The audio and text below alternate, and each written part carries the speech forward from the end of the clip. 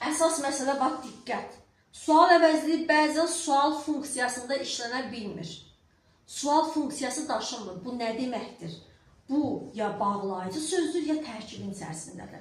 Məsəl üçün, deyir ki, kim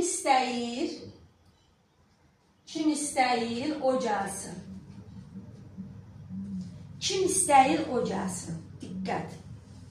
Kim istəyirsə, o gəlsin. Burada birinci budaq cümlə gəlir, ikinci baş cümlə gəlir. Budaq cümlədə burada kim bağlayıcı vasitədir.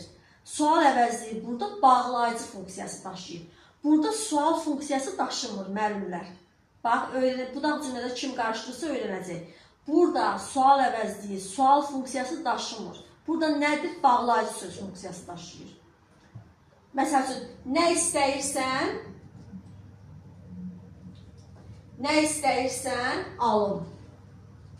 Nə istəyirsən, alım. Nə burada nədir?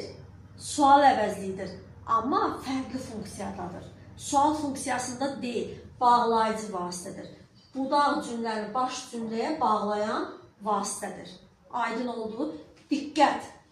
Sual əvəzliyi tərkibin içərisində olanda sual funksiyası daşınır. Bax, gələn də sana burada səhv edəcək, mən bilirəm.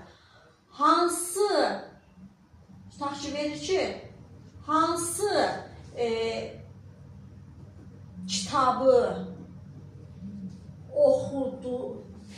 oxuduğunu bilirsən, baxın, tutaq ki, də belə qoyulur. Hansı kitabı oxuduğunu bilirsən, lövhə görünür. Hə, hansı kitabı oxuduğunu bilirsən. Bu dığı bilirsiniz də, nədir burada? Dığı burada fe'li sifətin şəkilçisidir. Bu, bilirsən, nəyi, hansı kitabı oxuduğunu. Bu cümlə özü kimi tamamlıqdır, tərkibin içərisindədir. Tərkibin içərisində olduğuna görə burada, hansı burada sual funksiyası daşımır. Sual əvəzliyi işlənir, amma sual funksiyası daşımır, müəllimlər. Bax, testlərdə addım-addım burada ilişəcəksiniz, diqqətli olun. Tərkibin içərisində olanda və yaxud fe'li bağlamanın tərkibin içərisində ola bilər, məsdər tərkibin içərisində ola bilər.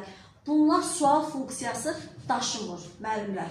Aydın oldu, gəlmişsiniz bir cümlədə yazın. Məsəl üçün, kimin gəldiyini deyən. Kimin gəldiyini de. Taxçını de. Nəyidir? Kimin gəldiyini. Burada dığı, fe'li sifət şəkilçisində düzdür. Burada sual əvəzliyi nədir? Sual funksiyası daşımır, müəllimlər.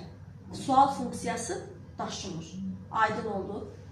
Qeyri-müəyyən əvəzliklər, bir dənə təyinli deyim, keçək o tərəfə.